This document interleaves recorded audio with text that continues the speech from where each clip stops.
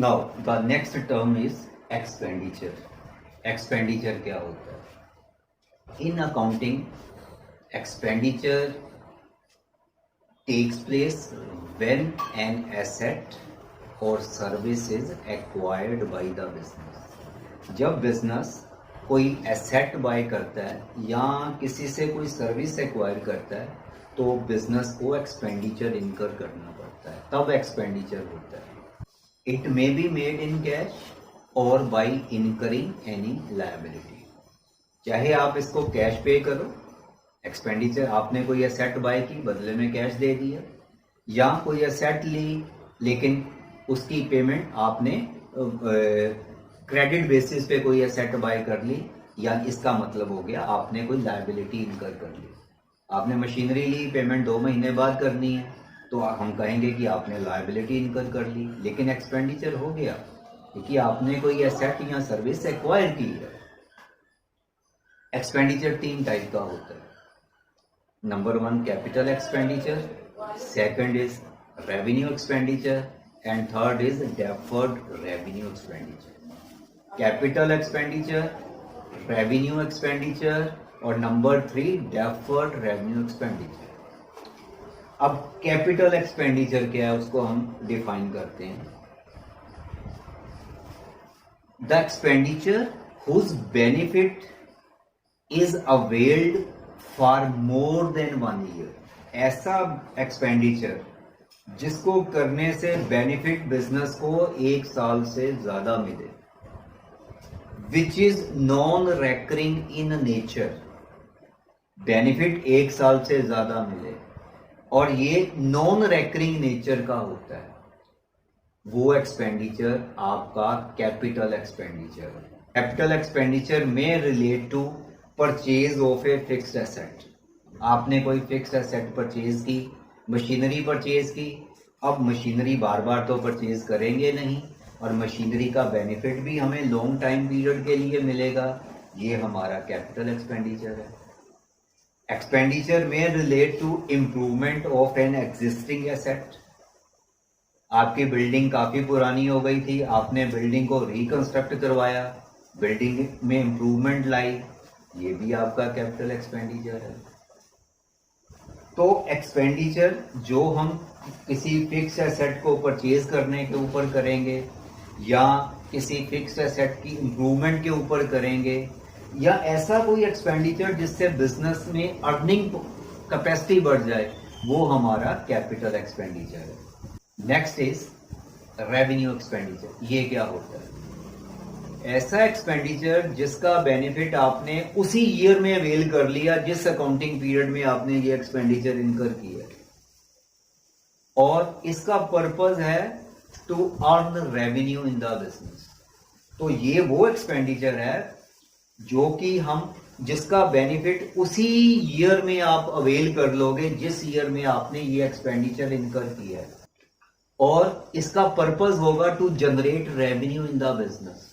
तो इसको हम एक्सपेंस भी कहते हैं। Revenue expenditure is also called expense, इसको हम एक्सपेंस भी कहते हैं। एग्जांपल्स हो गए जैसे सैलरी आप स्टाफ को देते हो, रिपेयर्स के एक्सपेंसेस हो गए, एडवर्टीजमेंट का खर्चा हो गया, वेजेस, परचेजेस, ये हमारे रेवेन्यू एक्सपेंडिचर की एग्जांपल्स।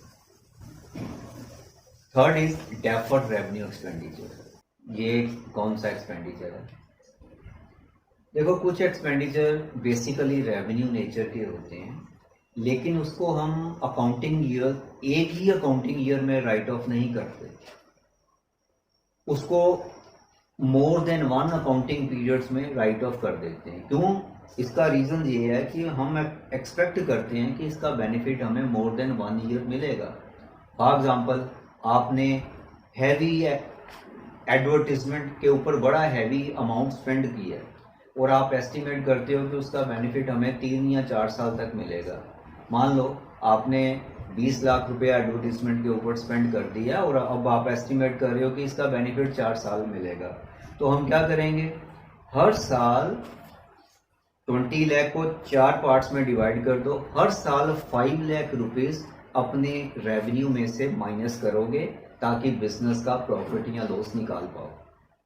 तो डेफर्ड रेवेन्यू एक्सपेंडिचर जो होते हैं, these are basically revenue in nature होते हैं, but these are written off against the revenue in more than one accounting period.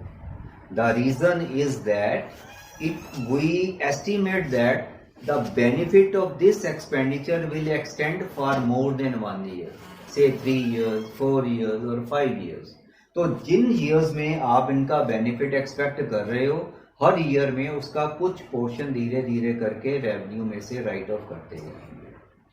तो ये उसकी एक एग्जांपल मैंने दी डेफर्ड रेवेन्यू एक्सपेंडिचर की, हैवी अमाउंट जो आपने एडवर्टाइजमेंट के ऊपर स्पेंड किया, तो ये डेफर्ड रेवेन्यू एक्सपेंडिचर कहलाता है। Next term is trade receivables. ये क्या होते हैं? बिजनेस ने अपनी ट्रेडिंग एक्टिविटीज के कारण जितना पैसा लोगों से अभी लेना है, अभी लिया नहीं, उसको हम कहते हैं ट्रेड रिसीवेबल्स।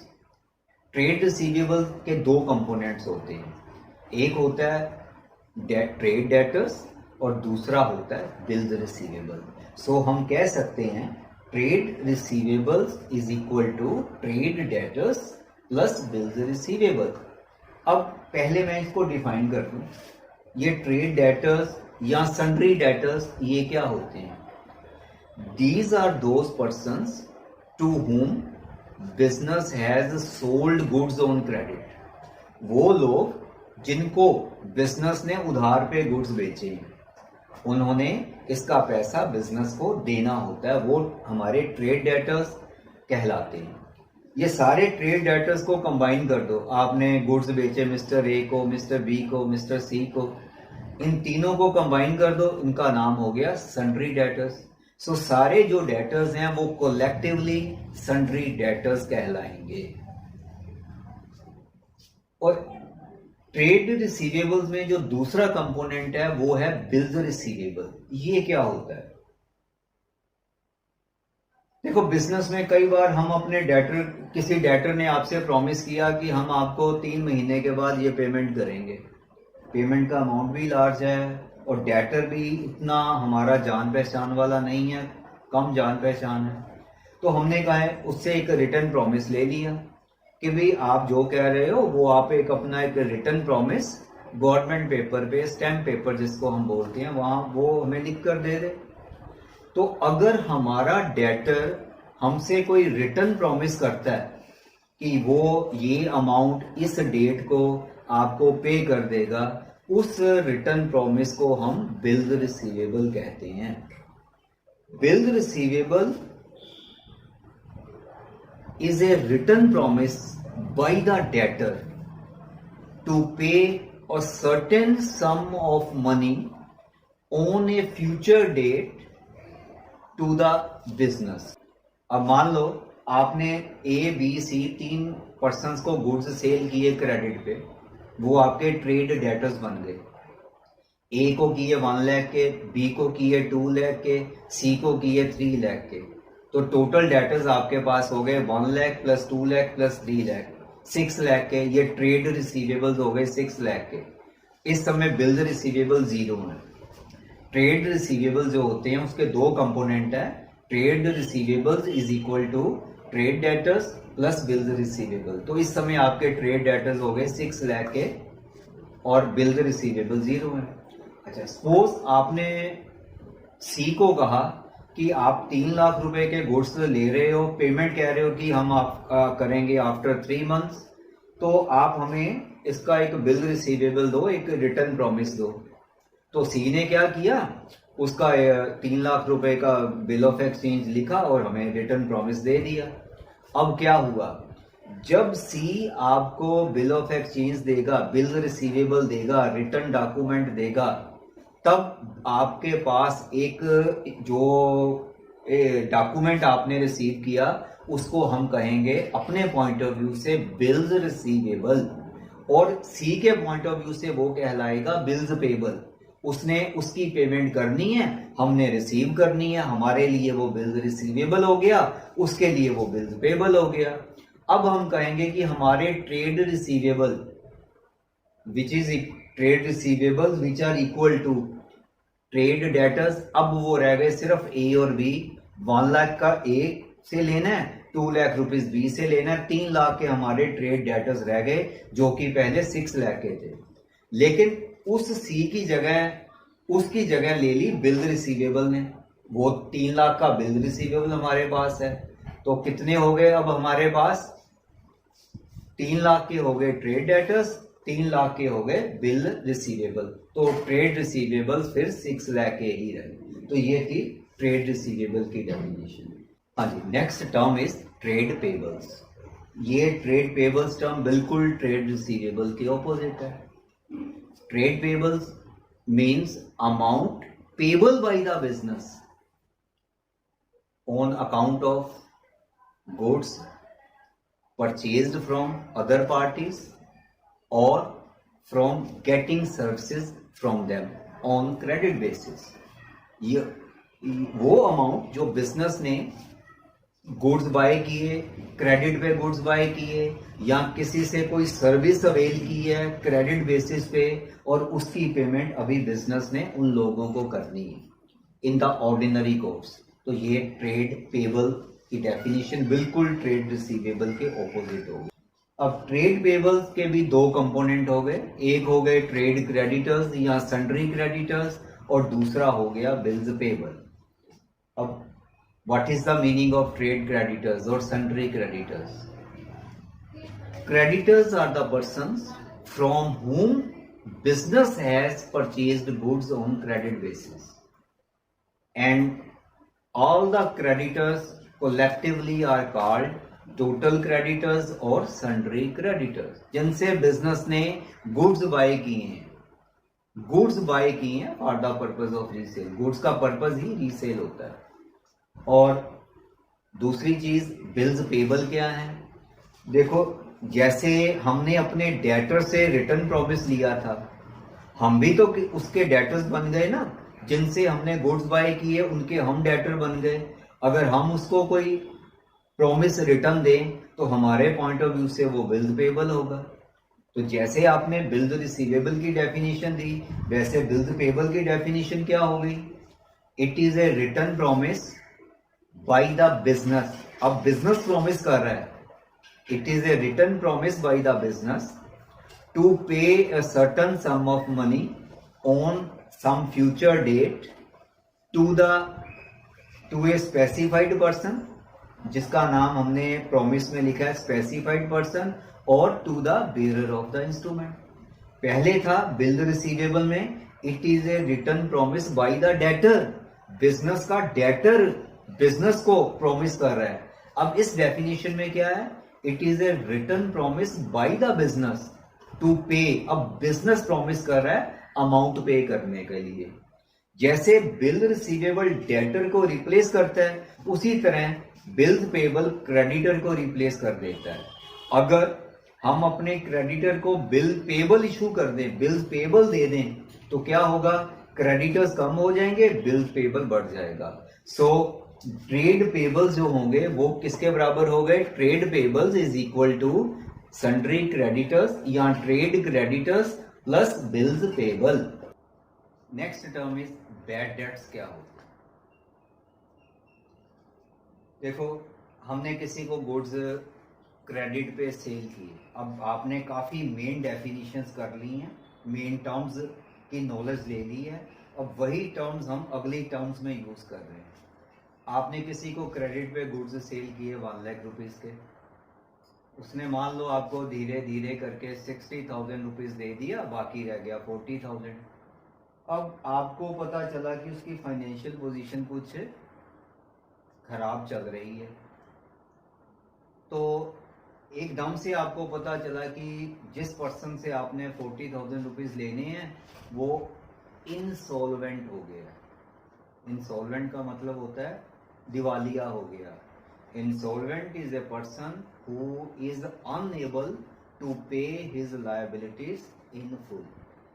इंसॉल्वेंट उस पर्सन को कहते हैं जो पर्सन अपनी लायबिलिटीज को फुल्ली पे नहीं कर सकता। तो आपने उससे 40,000 लेना था, वो इंसॉल्वेंट डिक्लेयर कर दिया गया बाय कोर्ट।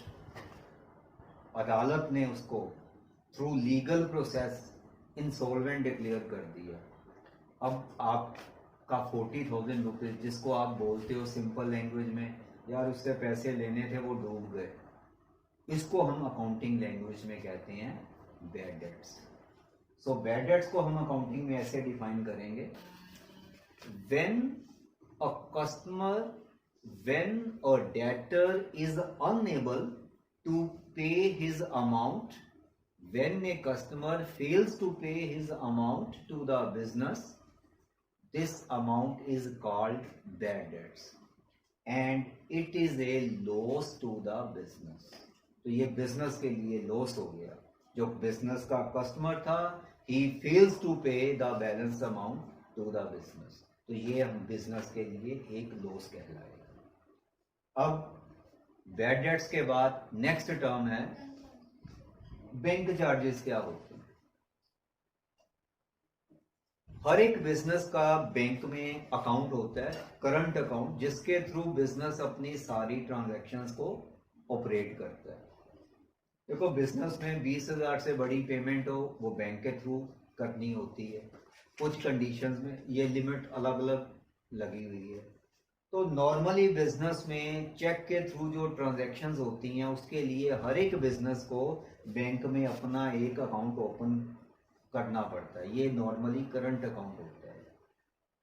तो बैंक जो हमें सर्विसेज प्रोवाइड कर रहा है उस सर्विसेज के लिए जो वो चार्जेस हमसे लेगा उसको हम कहते हैं बैंक चार्जेस। बैंक चार्जेस को हम ऐसे डिफाइन करेंगे, the amount which is charged by the bank from the business for rendering services to it means to the business. Bank ने जो सर्विसेज बिजनेस को प्रोवाइड की हैं उसके बदले में जो उसने सर्विस चार्जेस बिजनेस से लिए हैं, चार्ज किए हैं, उसको हम बैंक चार्जेस कहते हैं। और this is an expense for the business.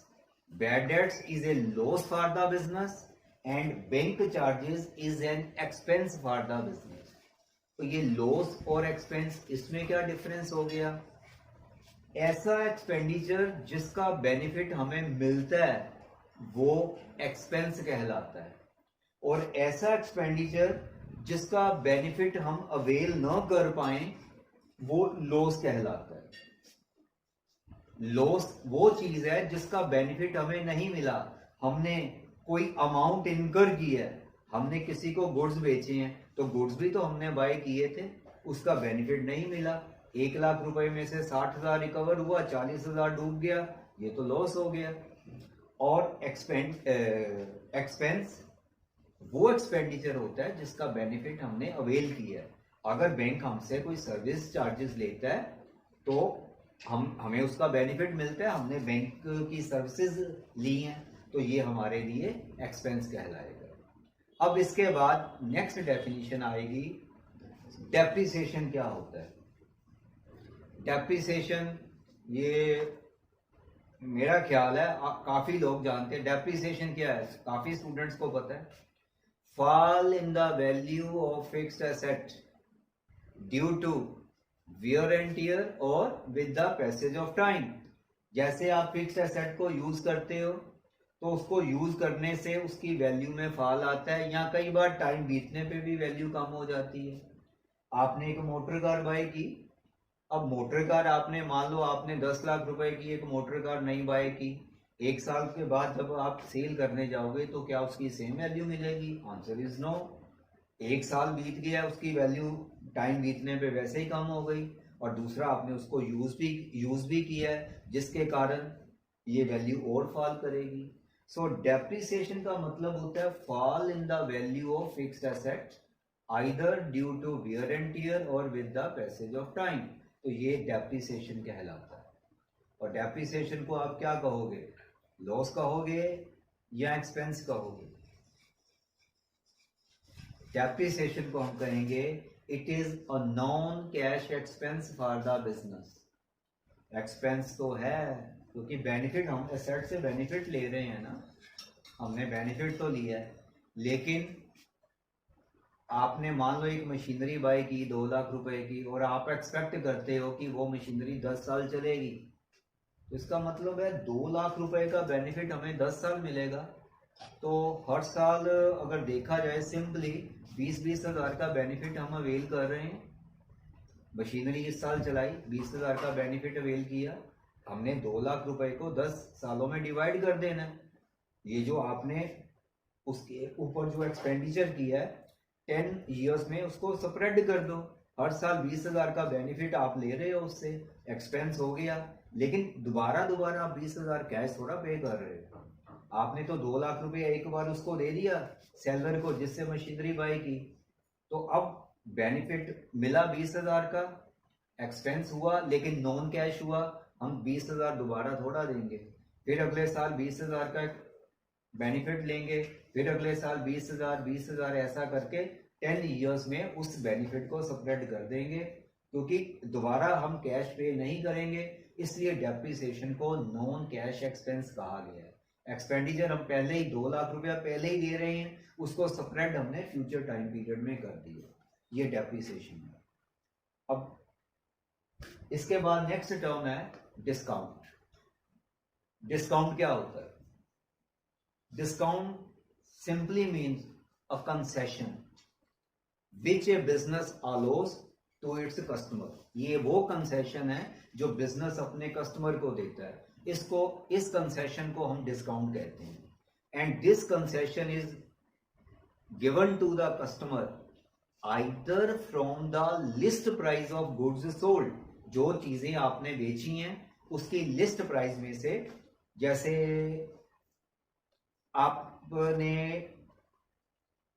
आपने कोई अपनी गुड्स बेचे, जिस गुड्स के ऊपर प्रिंट रेट है उसकी लिस्ट प्राइस थी से ₹50, 50 रुपए की एक प्रोडक्ट है, 50 रुपए उसका प्रिंट रेट है, इसको हम कहते हैं लिस्ट प्राइस। अब कस्टमर आया, उसने हमें लार्ज क्वांटिटी का ऑर्डर दिया, वो कहता है जी मैं इस आइटम के 1000 पीस आप हमें सप्लाई कर दो, 50 रुपए उसका प्रिंट रेट था।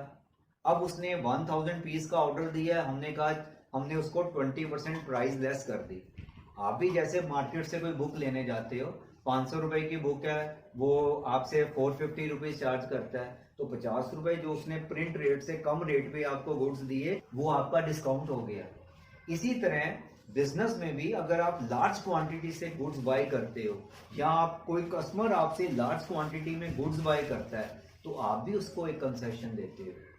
अगर आप ये कंसेशन लिस्ट प्राइस से दो, उसके प्रिंट रेट में से दो, तो इस कंसेशन को हम बिजनेस में कहते हैं ट्रेड डिस्काउंट। मान लो आप के बिजनेस में जो आप प्रोडक्ट सेल करते हो उसका प्रिंट रेट है 50 रुपए, लिस्ट प्राइस जिसको हम कहेंगे, marked price, list price, MRP कह लो, उसके ऊपर प्रिंट है 50 रुपए। एक कस्टमर आपको 1000 पीस का ऑर्डर देता है और आप कहते हो जी हम आपको 20% उसमें से डिस्काउंट देंगे, तो बिग ऑर्डर के कारण जो आपने उसको डिस्काउंट दिया उसको हम कहेंगे ट्रेड डिस्काउंट। जब आप बिल बनाओगे तो 1000 पीस हो गए 50 रुपीज के हिसाब से 50,000 के, उस बिल के ऊपर ही आप लेस कर दोगे trade discount at the rate of 20%।